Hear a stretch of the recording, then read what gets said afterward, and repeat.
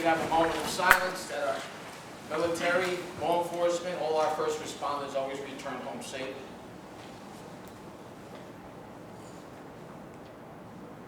Thank you. Pledge. Pledge allegiance to the flag of the United States of America and to the republic for which it stands, one nation, under God, indivisible, with liberty and justice for all.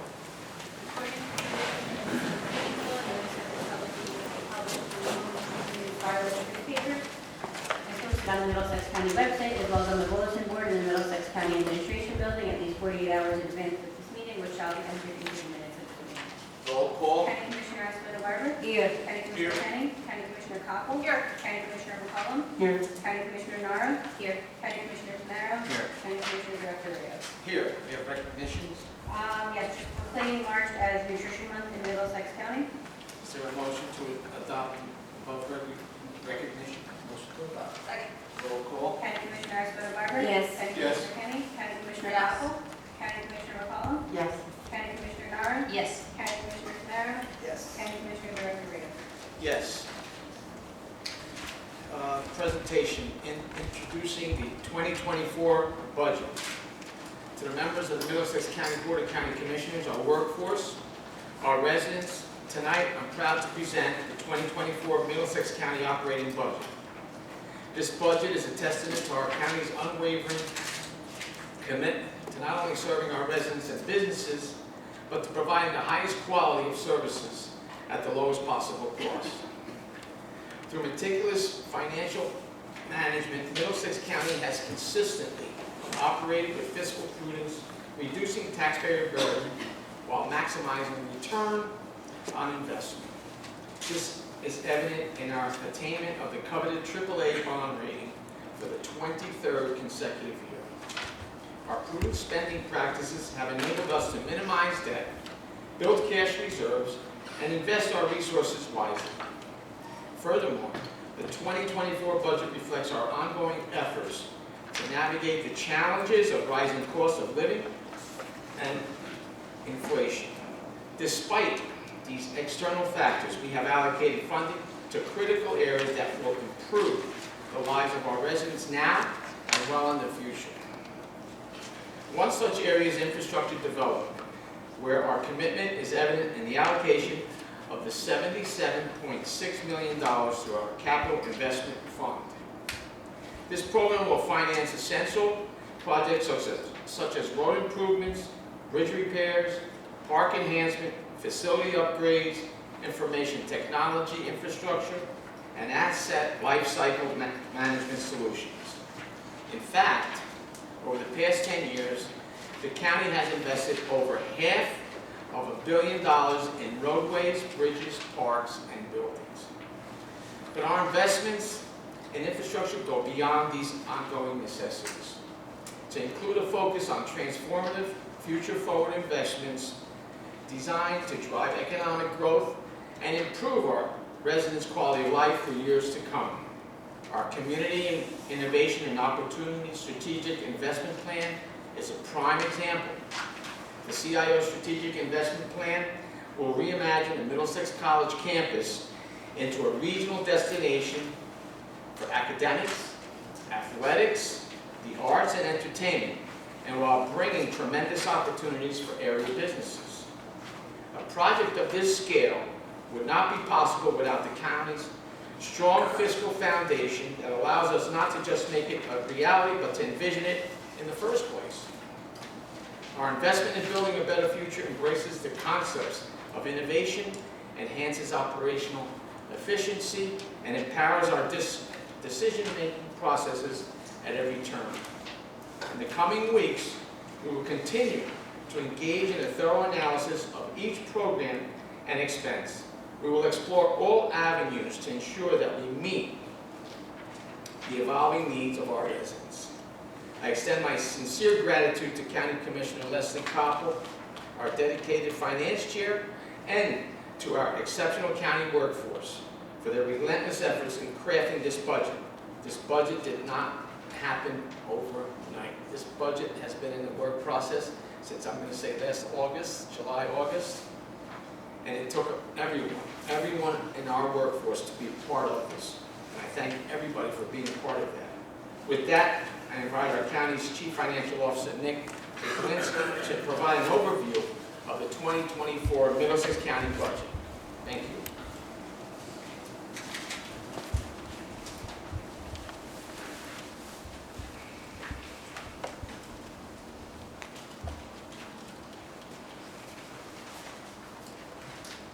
Good evening. Thank you, Director, for commencing the introduction of the 2024 budget.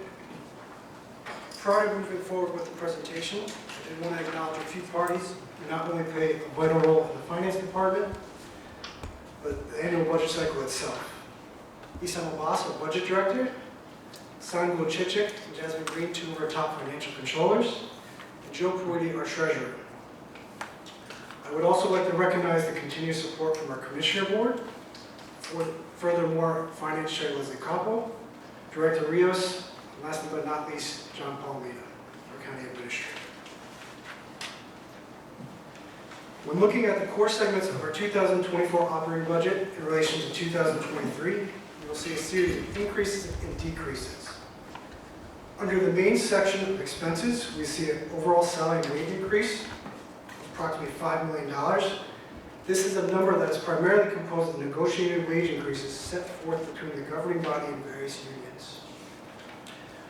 Total other expenses, we will see a net increase of $20.8 million, a value driven by mandated and contractual expenditures. Total other expenses grants will reflect a decrease of $41.6 million. It is important to note this value is subject to timing restrictions. This number ultimately only reflects the number of grants to be apportioned in our adopted budget. Throughout the remainder of the year, this value will not only be restored, but grown by Chapter 159 amendments to the budget. In total, on an annual basis, we recognize upwards of $150 million in both grant expenditures and revenues. As our historic trends show, we will look to maximize both the use of grants and grant allocations year over year. Under the main section of revenues, we anticipate $0 of surplus to be utilized. Operating revenues will see a moderate increase of $1.5 million, and special items of revenues will see an increase of $11.6 million. Our final revenue type of grants will resemble its expense counterpart and be anticipated in an amount of $18.8 million. The net of all values shown will see Middlesex's net raised rate taxation of approximately $480 million, which in turn produces a county purpose tax rate of approximately 0.33. Due to the recent dramatic growth in Middlesex's assessed property values, we achieved a tax rate that is not only lower than the prior year, but a rate that hasn't been matched since 2012. One of the primary ways of advancing our budget is through the likes of materializing annual revenues. For 2024, Middlesex will see key revenue drivers of interest on investments and deposits with an increase of $7.5 million. This is a value that is maximized by working with a banking institution to ensure that we're receiving the highest possible market rates. This stream of revenue is particularly vital as it helps supplement other operating revenues distressed from the tightening of economic conditions over the last couple of years. Pilot program in an increased amount of $2.3 million. This program creates mutual benefit between the county, municipalities, and contractors by enticing the development in areas in need of either redevelopment or rehabilitation. Golf course operations in the amount of $1.9 million. Anyone familiar with the sport of golf would have saw the dramatic uptick in national rounds played during the pandemic. Through the ongoing improvements to the series of Middlesex County courses, we have not only sustained the entrance of the sport, but we've continued to grow it. Middlesex will also have two noteworthy grant items of revenue. Medicaid assistant treatment in the amount of $570,000. This program focuses on substance abuse, mental health services, and furthermore, the ongoing opioid crisis. Residents transportation assistance in the amount of $422,000. This program further supplements Middlesex's efforts in transportation services for our senior citizens and disabled residents. On the opposite side of the budget spectrum, we have a number of operating expense key drivers. 2024 notable increases will include mandated expenses in an increased amount of $2.5 million. Examples include pensions and FICA, operational expenses in the amount of $7.5 million. The escalated cost of goods and services has severely impacted the price of doing business. Utilities and rents have seen unprecedented hikes alongside contractual obligation increases, such as our food and medical services provided at our adult corrections. Information technology investments in the amount of $2.8 million. The investment in technology infrastructure reflects Middlesex's stance on embracing innovation, improving operational efficiencies, and achieving a greater decision-making ability. We will also have two notable decreases, a reduction of 6.3 in debt service. Both the relevance and importance of this decrease will be covered in depth momentarily. And the last notable decrease in expenditures is attributed to the asset lifecycle management of our vehicle fleet. Continued focus has been placed on lifecycle management and through the likes of modernizing our fleet and further standardizing maintenance costs, we anticipate material savings to be generated of approximately $1 million. Shifting gears towards the capital investments, Middlesex County will invest more than $77.6 million in 2024 for critical capital projects. This dollar value particularly represents the budgeted appropriations in the Capital Improvement Fund line item, also known as pay-as-you-go. This is utilized for general capital expenditures such as infrastructure, education, technology, public safety, and business development needs. As mentioned by the director previously, this capital improvement fund has not only allowed us to invest greater than $500 million over the course of the last 10 years, but it's also done so in a sustainable fashion. As important as the results are in investing in a community, this funding shows Middlesex's commitment to reducing our overall debt and our annual debt service payments. And through the deliberate transition from conventional bond issuances, capital improvement funding appropriated in the operating budget reduces administration costs, the need to incur interest on borrowed debt, and the carrying of debt year over year. Directly correlating with the steady increase of the capital improvement fund, over the course of the last decade, Middlesex has seen a dramatic reduction in our overall funded debt. The natural progression for any government agency, especially over the course of an extended period of time, is the increase in total. And through 10 consecutive years of decreases, Middlesex has gone from approximately $400 million in funded debt to approximately $180 million. An overall reduction of $220 million in a value that has been more than halved. Both the remaining debt and overall reduction are numbers to be exceptionally proud of and are a result of consistently following a deliberate plan to eliminate both the debt and the tax burden it brings. When looking at the analysis of our annual debt service payments, the annual appropriation to pay down funded debt, we see a very similar trend. Highlighting fiscal year 2015, we see an all-time high of over $90 million. Fast forwarding to 2024, we have seen a reduction of $44 million between principal and interest payments and approximately 47% in annual savings. Right on the cusp of the $50 million mark, this is a number that hasn't been reached in over 23 years. Furthermore, it matches the same benchmark of our funded debt with 10 consecutive years of reductions. To help further draw the correlation between the Capital Improvement Fund and the savings of annual debt service payments, the following graph iterates our debt service progress and how it can be directly attributed to the growth of the Capital Improvement Fund. The red line, representing our Capital Improvement Fund, silhouetted by our prior slide's graph of annual debt service, we can undeniably confirm the inverse relationship between the two topics. One last way to demonstrate the tremendous reduction in debt service and how it drastically affects our ability to grow our operations is by viewing it as a percentage of the total budget. By reducing the percentage allocated to debt service, we grow the ability to budget for other services and reduce taxation. Within an 8-year time frame, the debt service ratio has been nearly cut by 2/3.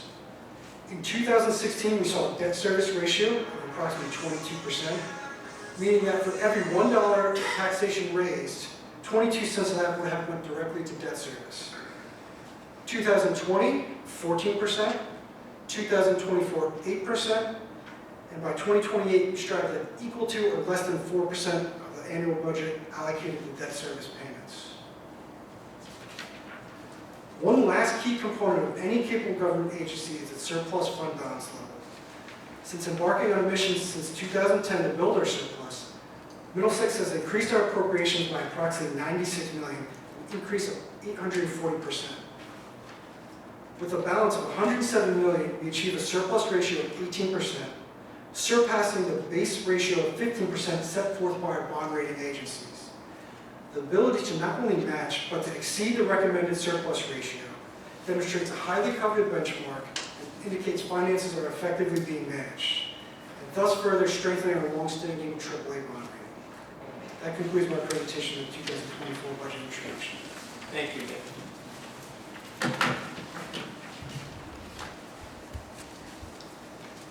Okay.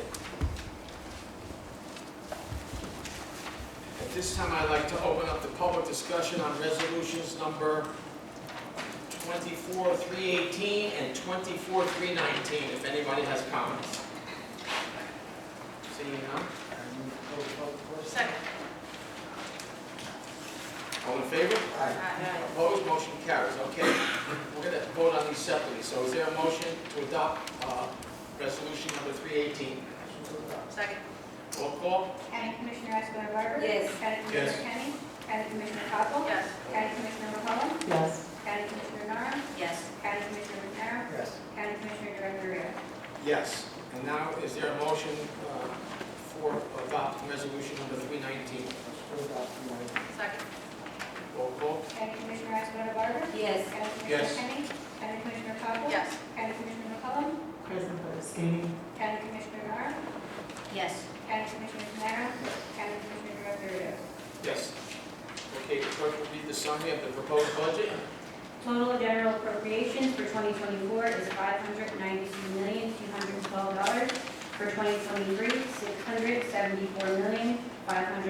$674,512,046.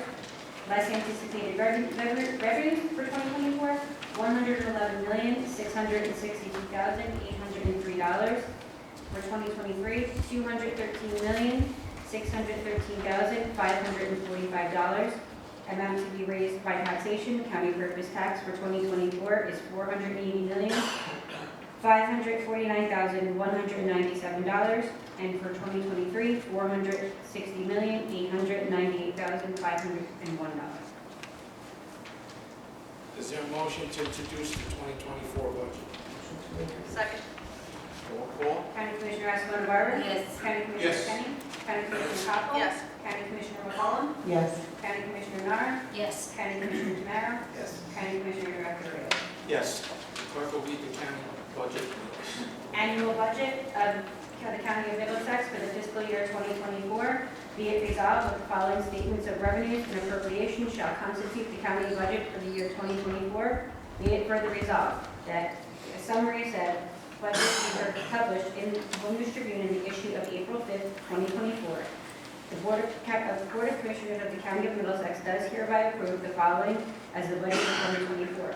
Notice is hereby given that the budget and tax resolutions were approved by the Board of Commissioners of the County of Middlesex on March 7, 2024. The hearing on the budget and tax resolution will be held at the County Administration Building, 75 Bayer Street, New Brunswick, New Jersey, on April 18, 2024, at 6:30 p.m., at which time and place objections to said budget and tax resolution for year 2024 may be presented by taxpayers or other. Thank you. Correspondence? Each commissioner has been provided with a list of correspondence received by the clerk's office since our last meeting. This correspondence will be kept on file in the office of the clerk of the board for reference. Is there a motion to accept the correspondence? Second. All in favor? Aye. Opposed? Motion carries. Minutes for approval. Minutes of February 15, 2024, at 6:30 p.m. Is there a motion to approve the minutes? Second. Roll call? County Commissioner Escobar Garber? Yes. County Yes. Commissioner Kenny? County Commissioner Poppins? Yes. County Commissioner McCollum? Yes. County Commissioner Nara? Yes. County Commissioner Canaro? County Commissioner Director Rio? Resolution, Mr. Kelso, any resolutions to be added? Any resolutions to be amended? There are none. Resolution to be held? There are none. Resolutions to be void? There are none. This time I open up the meeting to the public on any resolutions listed only.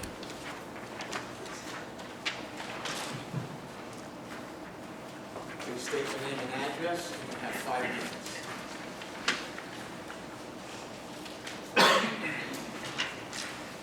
Good evening, Charlie Bradville, with Brunswick today. Start on page 7. 2 items for $8.5 million each. Can you enlighten us 315 and 316? Has this got to do with the, you call it the CIO plan? Okay, and so what specifically is this for? 8.5 million for? That probably be used to support the, I believe it's the competitive fields that we're building on its support. Okay. Is there an additional 8.5 million for economic development projects, or is this the same 8.5 million listed twice? Yeah, that's separate. Okay. What is that one for?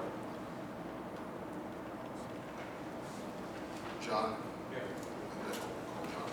Yeah, both of, Charlie, both of those grants are state appropriations throughout the last year.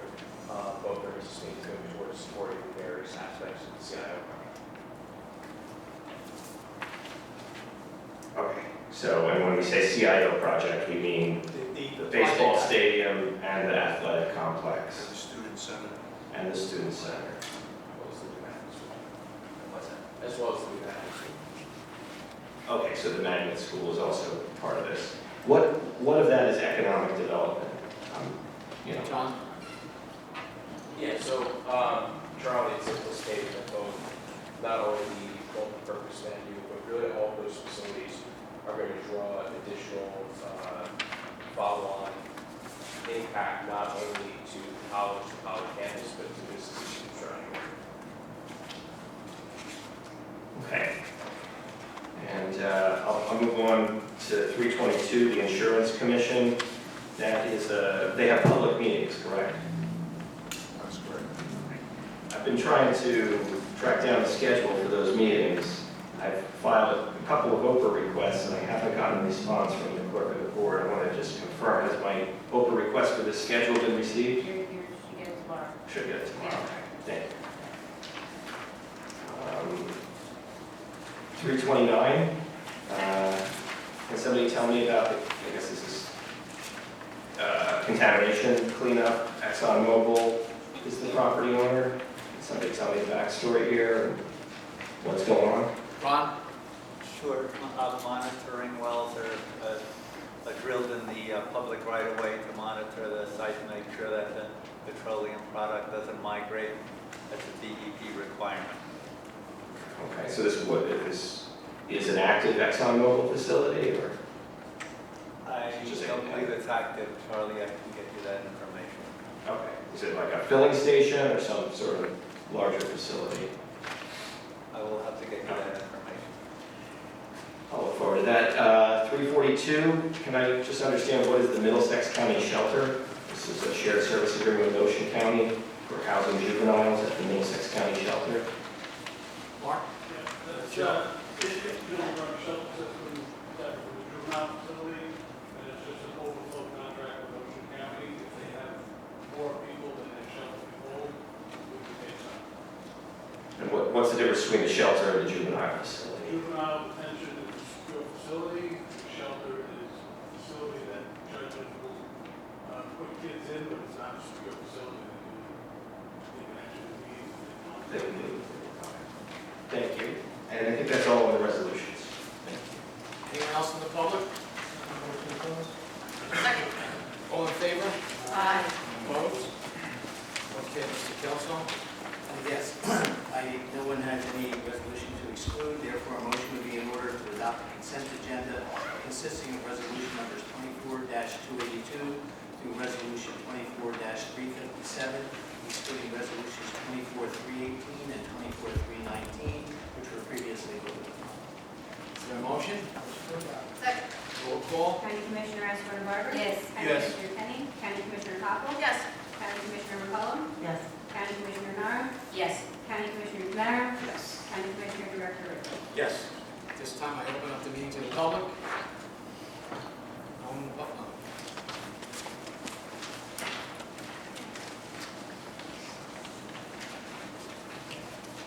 Good evening once again, Charlie Craddock. You have 5 minutes. So I want to bring your attention to a guilty plea regarding a crime here in Middlesex County, specifically the purchase and financing of a Mercedes-Benz sold in Edison and given to the wife of Senator Bob Menendez as a bribe. Jose Uribe pleaded guilty to federal crimes and agreed to cooperate in the prosecution of Senator Menendez and his partner. Do you still support Senator Menendez? Do you regret supporting and enabling Senator Menendez? And do you think that Senator Menendez should resign? I already answered this question, Charlie. I'm not going to comment on an investigation, an indictment, an arrest. It has nothing to do with Middlesex County government. So you won't call on him to resign? Have you called on him to resign? I am not going to answer your question. Okay. Do you support the proposed New Jersey Transit fare hikes? That's among the board, for the board, the New Jersey Transit Board to think about, consider. They proposed it. They proposed. That's, Yeah. I'm not going to comment on that. Okay. What's going on with North Brunswick train station? What year do you expect the North Brunswick train station will open? Charlie, if I had my way, and I'm being perfectly honest with you, I wish we could start on it tomorrow.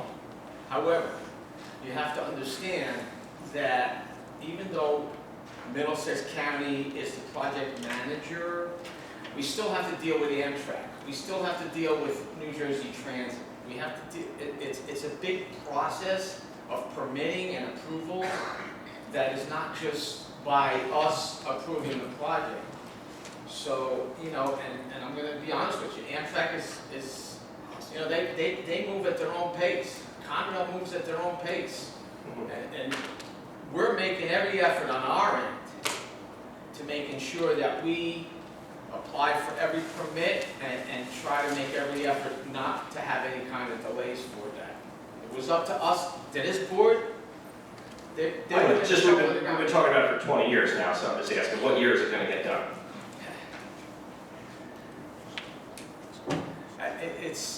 You got to understand that we got involved only a few years ago that we were involved with it. So, again, I can't stress you enough. We all know that most of us up here come from local government initially, okay?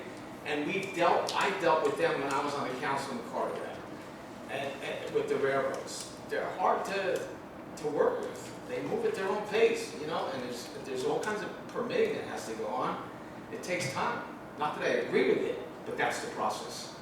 I want to bring to your attention a death here in Brunswick. Dennis Frick was killed on Route 1 yesterday. Is Middlesex County still leading the state in crash deaths? That's a state road. Sure. Did anybody die on any county-owned roads in crashes this year so far? Did any? I don't think we had any. Bordentown Avenue, Old Bridge, is that a county road? County Road 615? Did somebody die? I have to get back to you. What are you doing about road safety? I'm sorry? What are you doing about traffic safety? You know, Vision Zero, right? I heard there was one meeting in 2022, and there's been no actions since then, is what I heard from New Brunswick. Thank you, Charlie. We have been moving forward on Vision Zero. Some of the equipment that we're purchasing, some of what was highlighted in the budget, is new intersection signalization that'll help us improve safety on the roadways for pedestrians and cars to meet our Vision Zero. The tough part is, and this is the part that I hope you understand, it's not like walking in a room and throwing a switch and everything's going to change. We are working to do everything we can to move forward with this program. We are looking this year to be out, as was said here previously, at street fairs and other programs that are in towns, so we can get into the towns and do some education that way. And we're moving forward with the program and doing what we can each year to work towards Vision Zero on the roadways. You all voted against the appointment of Darren Time's Arfang up. on 12/28. Time's up. Thank you. You stated the reason was, Your time is. can I just Thank finish my you. point? Can I talk to someone afterwards? Thank you. Anyone else in the public? Second. All in favor? Aye. Opposed? Motion carries. Is there a motion to adjourn? Second. All in favor? Aye. Opposed?